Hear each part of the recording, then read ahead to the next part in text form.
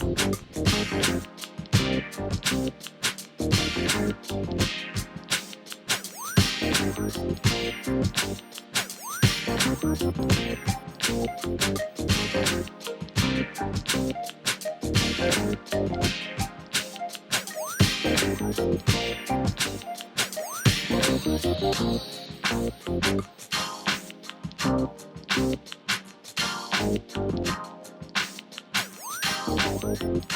to pump, how to carve, how to do a 180 from backwards to forward, and I'm learning how to drop in.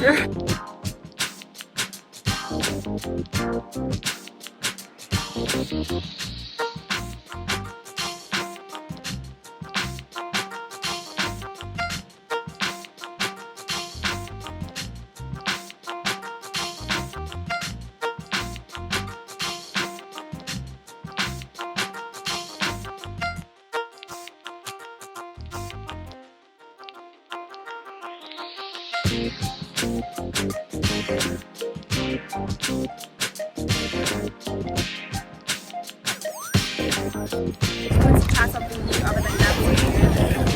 It's been a really fun experience.